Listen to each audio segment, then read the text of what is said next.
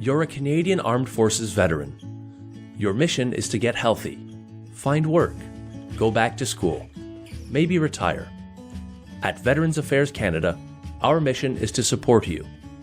Our research shows there are many aspects to your overall well-being. Financial security is one of them, and that means having the option of monthly payments for life. Pension for Life will give you that choice. Pension for Life's 3 new benefits will give you and your family the financial stability you need. The pain and suffering compensation is a tax-free monthly payment that you get for life. You've earned this. It's for all the hurt you carry with you. Additional pain and suffering compensation will kick in extra support if you've got a severe medical condition. It's non-taxable, and you'll be able to get it in monthly payments for life. The monthly income replacement benefit makes things simpler by bringing 6 current benefits together into one. If you're in rehabilitation, the IRB will pay 90% of your military salary at release. If your condition will always make it tough for you to earn an income, this benefit will be there for life. And for some who have served less than 20 years, it will have an annual 1% increase to compensate for lost career progression. 3 new benefits, plus a range of programs for all the other aspects of your well-being. Need money to go to school? Check out the new Education and Training benefit. Need a tax-free monthly payment for your family member who's been giving you essential care? The new Caregiver Recognition benefit covers it. What about more help for your spouse and children? You'll be able to use the services at all military family resource centers across Canada. Find out about all 7 aspects of well-being and how our programs and benefits will help you and your family live fully and productively after service. Alright, so as you saw in that first little bit, we are going to talk about that pension for life that the Liberal Party is bringing out. I'm for it. So, but let's look at some of the questions that were asked and let's do a follow-up on their answers, okay? So let's begin.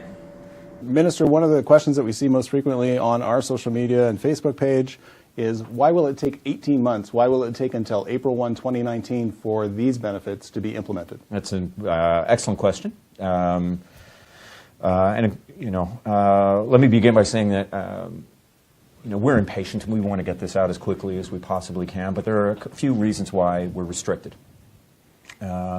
Firstly, the legislative. Maybe you want to speak to that. Yeah, can I just say what we're going to do on the 1st of April 19 is bring in 3 new benefits. The pain and suffering compensation. Oh, that this year. Yeah. No, it's 2019. Sorry, 2019. So the pension for life really will have 3 new benefits: the pain and suffering compensation, the additional pain and suffering compensation, and the income replacement benefit.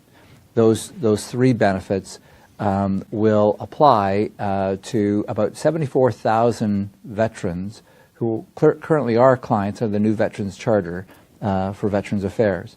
And so with the announcement on the 20th of December, as the Minister mentioned, we now are into the effort of writing up the legislation, and that legislation program, or that process, will probably take us the next 2-3 months to actually write it up and then provide it to Parliament for consideration to get it through government and get the approval. That's kind of like phase 1. Phase 2, then, we'll have to go to the Treasury Board and request the resources, that is the money and the people, the authority to hire the people, to actually do the implementation. That will take us through to the summer to get those authorities.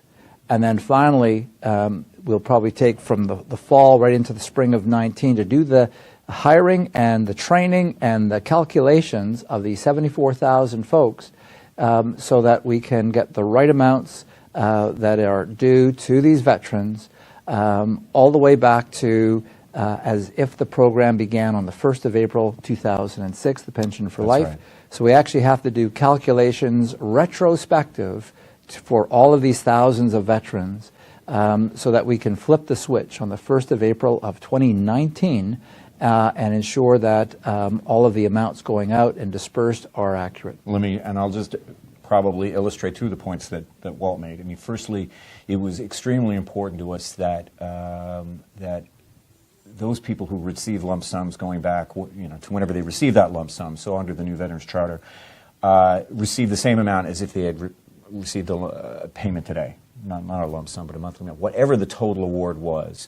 So it has to go back. So in other words, if you received $360,000, which is the maximum that we give now, let's say 5 years ago, then we will go back. We will figure out we'll figure out what you would receive now under what we're proposing. We would subtract the amount that you had received, and then we will work on it, going forward, the difference over a monthly period of time. I mean, in some cases, this could be a substantial amount. In some cases, it could be a smaller amount. The point being that you shouldn't be, just because you received that lump sum earlier doesn't mean that you shouldn't benefit from what we're proposing. So everybody will be treated the same. Secondly, the downside to providing more specialized packages of benefits to our veterans, it just means things get more complicated in terms of changing computer algorithms, in terms of changing services internally. Let's be frank, and I know a lot of you are probably thinking, Phoenix. I mean, it is increasingly more complicated and difficult for governments to get this right. I mean, we're talking about a pay system that's going to be retroactive for some people, and then for others, very particular to their circumstances, it means that getting that internal programming right is essential, and it takes time to do that. It takes time to train people. It takes time internally to get people used to these new services, to what we're proposing. We've already begun that now, but even given that amount of time, it will take a while. So we want to get it right, and that's why it's taking so long. And if there's a way we can shorten that time, I can guarantee you we will do it. So, what does that mean for us? Well, the reason why it's taking some time is because they want to get it right. So what's the plan? They're going to take a while, but what's going on here is they want to implement everything. So beginning April 2019, you will be getting your pension for life. And that means that if you've already got a lump sum, they're going to figure out, based on the new one, if you get additional amount, and then you start getting your payments every month. And now some of you might be questioning, what life are they expectancy are they planning this on?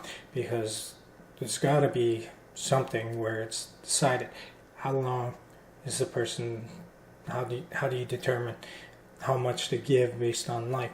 Well, the answer that I found out is 83. So this pension for life is based on a life expectancy of 83 years old. So my question now is, what happens if you become 84, 85, 110? Are you still getting this pension, or does it stop at 83 and then you're just left with your ELB for the rest of your life? So that's something you can answer. Maybe you can answer there, Minister O'Regan. I would love to hear the answer, because I don't know what my life expectancy is, but I take after my grandfather, who took after his mother. His mother lived 103. He lived 100, or not 100, 97 or 97. He was in his 98th year, so he lived to 97. So what happens if I go into my 90s like my grandfather did, or even into my hundreds like my great-grandmother did? Am I still getting the pension for life, or does it stop at the life expectancy? What I gather is, from the way you've spoken in some of your videos, it is life.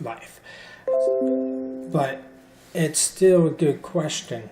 Like, what is, when you do it on a based on a life expectancy. Does it continue after that person's reached that life expectancy? I would love to hear your answer to that. But let's go on to another question. So Angie asks, will veterans who are currently receiving Career Impact Allowance and Career Impact Allowance Supplement continue to receive these benefits for life after April 2019, or will recipients lose their CIA and CIAS monthly benefits? Dennis wants to know how this is better than the old pension system because you're taking away the CIA or CIA supplement and replacing it with a 1% for career progression. And Leland's asking whether or not under the PFL he'll lose any of his existing benefits. These are similar questions to the one that Stefan just asked. I want to give you a chance to answer that in English. Go ahead. So if I can just kind of rewind.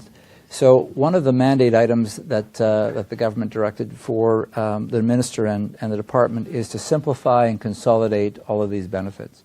So for those veterans who are going through treatment, for those veterans who require vocational rehabilitation, and to provide them financial security and to simplify the whole thing, we're taking 6 benefits and we're integrating them into one. So the earning loss benefit on a short-term earning loss benefit on an extended basis, the career impact allowance, the career impact allowance supplement, the retirement income security benefit, and the supplementary retirement benefit will get all consolidated into one benefit, which will be benchmarked to 90% of the veteran's pre-release income.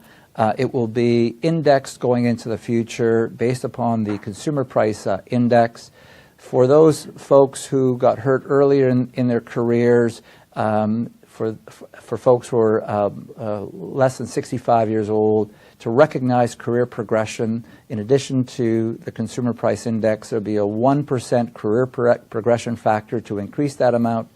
And for those veterans who got hurt perhaps while they're on their basic engagement, while they were privates, corporals, if they were reservists and at a low income, we're going to set a floor of $48,000 and change to make sure that the income replacement benefit has the floor that will ensure that they are part of the middle class. In addition to that, we're going to allow veterans to make $20,000 before applying any offsets from any other benefits they might receive.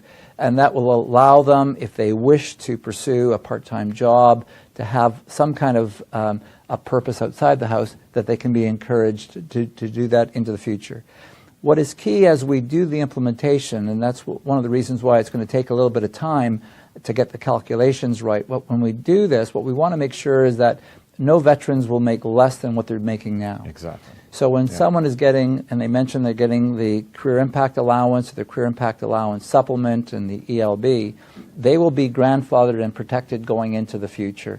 And that amount that they will receive will be indexed going into the future to ensure that they will not be in a losing proposition. 2 principles there. Obviously, one, making this as simple as we possibly can, because when Walt talks about the 6 programs, we're talking about 6 different hoops to jump through, 6 different application processes.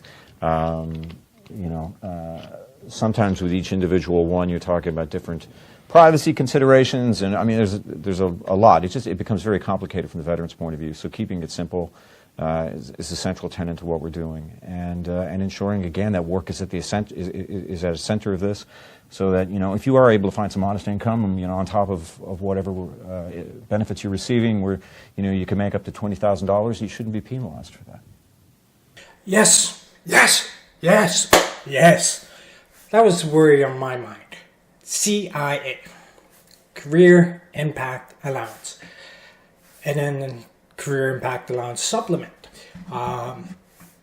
Some of us get it, and so we get our 90%, and then we get this additional amount because we can't work. So we get this additional amount in replacement of it. But CIA is disappearing. Poof, gone. As of 2019 April. So the question was, what happens to us? I had that worry. I asked my case manager, and she had no idea because, the last time I saw her was the day the day after this came out, so she didn't have any answers. But it's being grandfathered. It's being grandfathered. Yeah, grandfathered. So that means I get to keep it. I get to keep that. It's being put on top of my 90%, and then the index is being on top of that. What a beautiful life. I don't know what to say. Like, I'm not telling you how much I get, but getting my 90% plus my CIA, and then indexing on top is just great. I don't know how you could complain about that. If you get CIA supplement, if you get any of the other benefits, it's all going to be in there. So if you're getting, say, $5,000 from your 90% per each month, and then you're getting $2,500 in your supplements, that's going to be $7,500 that you're getting, and you're not losing it. You're going to still stay at $7,500 each month, and then you're going to get 1% on top of that every year. It's going to increase by 1% every year. So, and by my understanding, I don't know, maybe you guys want to rewind this and listen closer, but to my understanding, it's being indexed all the way back to the day you released. That 1% index is going to be from the day you released. So I think that's a win. Minister, Linda asks, why is there a backlog of 30,000 claims? I'd like to be able to give a very complicated answer to a very complicated question, albeit it sounds very simple. I guess partially, well, contribute to this. Partially, it's because we have been able to respond in a more substantive way to the needs of veterans, and because we have increased benefits in some respects, it has increased demand, and it's very. I think you can speak more from an operational point of view, but it's tough for us to kind of get ahead of that. I mean, why don't you take us back a bit? Can I just say to start off that the total amount of work inside the department for files is about 27,000. Right. And so I think there's a number around 20,000 of that where it's within the timeline still. So the backlog that is work that is late is actually in the order of about 10,000 files, thereabouts. So it's not the 30,000. That describes the entire workload that is coming in. And as the minister indicated, because of a number of new benefits that have come online in the past 2 years, the increase in the number of files has been extraordinary. So we have an increase of about 30% more files than we have in the past. Mm-hmm. In addition to the same folks who are adjudicating those files are also adjudicating things like priority hiring in the public service, where you have to look at the file. So we've added on more work to the same employees who are there. Now, in the past, the government has given us additional folks, and we're making the case right now to go back to government and ask for additional folks because we really don't see that the work will go away. No. At the same time, what we're trying to do is improve the way we make decisions and expedite decision making so that, for example, 30% of all of our work are hearing issues, whether it be tinnitus or loss of hearing. And we're looking, how can we make that a lot faster? Can we do it digitally? Can we leverage artificial intelligence? You know, a lot of our work is on disruption of musculoskeletal, like ankles, knee, hips, and back. Can we expedite decision-making for those kinds of things? And the other one, which is a big one, is the mental health injuries. And we're taking on a much more presumptive approach. Yeah. You may want to mention Well, I mean, just the fact that if we know you served and if you're suffering from PTSD, then that's enough. You know, and we will treat you accordingly. So, you know, where we can compress that time, you know, that's important. I mean, I think the bottom line is that, you know, any wait time is inexcusable. We know that. We don't want anybody to have to wait for the benefits which they are deserving. And I'll be frank that the past few months we have been, I hate to say it, but really myopic. I mean, one thing you learned as a member of Parliament, and you learn as minister, is that things are finite, believe it or not. And it's not just money, which is finite, it's time. And when, we have concentrated on Pension for Life, and now, I've repeated time and again, and just even today, that we really now have to devote that same energy and resources to getting rid of those backlogs. I mean, if we can, even by a few percentage points, those are individual cases. So, we get it. We've got to find ways to cut back on that backlog, and we won't be happy until we do that. Yeah. What can I say? According to the website, it's 16 weeks is what you're supposed to wait for, ideally. I have one in for PTSD. 42 weeks. I'm on week number 42. I don't know. 42 weeks. 10 more weeks and it's been a year. 42 weeks. I'd love to have it tomorrow. I'd love to have that decision tomorrow. That's my longest one. I have more than one claimant, but my PTSD claim has been in for 42 weeks. 42 weeks. Wayne asks, Mr. Minister, will you be keeping the lines of communication open, letting us know as progress is made in order to avoid the stress and angst? Especially with that last comment. Yes, we will. I will be, straight up with you about where we are in terms of progress. This will be the beginning of, I'm telling you this now while we're on camera, this will be the beginning of many Facebook Lives or Facebook's Live. I'm not sure what the correct plural is. It will be the beginning of many. I will be straight with you in terms of where we are in progress. I completely sympathize with anxiety. And, one of the best things we can do to alleviate that is to just be as transparent as we possibly can. So you have my solemn vow that we will do that. And this is the beginning of many. I encourage you to tune into these. If you know other people who you think will benefit from this, please do. And throw any questions at us, and we'll answer them as best we can. That part there, I have to agree with Mr. O'Riordan. The minister is on top of answering questions. I tweeted him before, and he's responded in the same day right back to me with answers to any of my questions. So the ability to have the lines of communication open, he's very much that. I've met him in person when I was in Invictus Games. I've met the general as well at the Invictus Games. So they're really good guys. I believe they're doing a good job. And I can't remember if I told you or not. I am a conservative, and I really like what the Liberals are doing right now for our veterans. This whole plan to me is a good plan.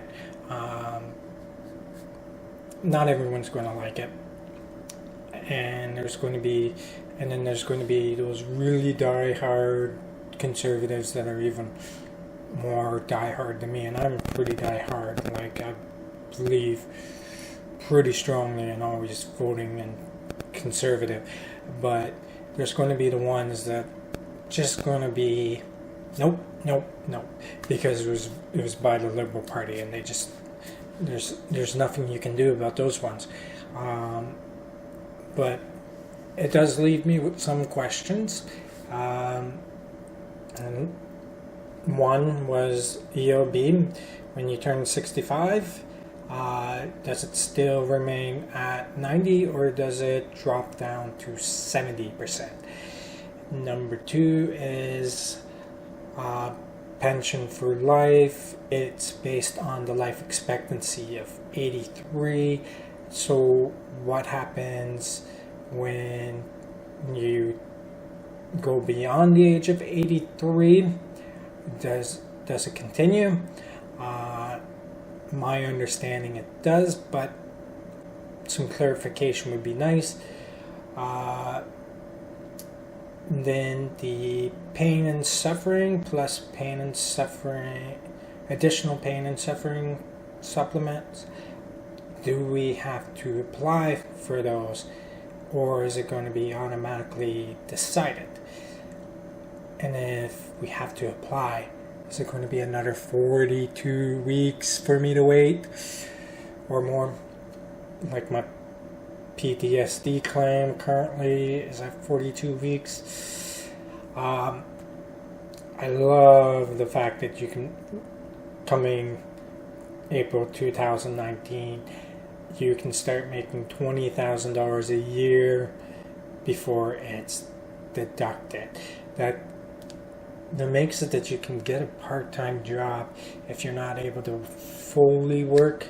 Like someone like me that might want a little bit of purpose, a little bit of a reason to get out, maybe want two or three times a week. Maybe a part-time job could get me out of the house 2 or 3 times a week. I don't know how well I'll be able to handle it, but it's a possibility, and it means to me that I'm not losing my benefits.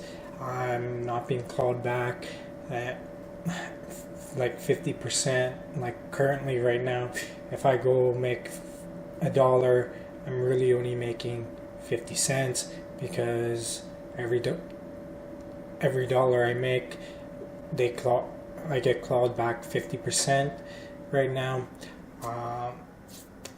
Which reminds, I don't know if that's VAC does that. I know SISIP does that, because I'm currently under SISIP for a few more months, unless they decide to extend me. And that brings me to the question of ELB indexing when you're on SISIP. Does the indexing, the 1% increase, annual increase, include what the 75% that SISIP's giving to those that are under SISIP, or is it just the 15%, just what you're getting from VAC?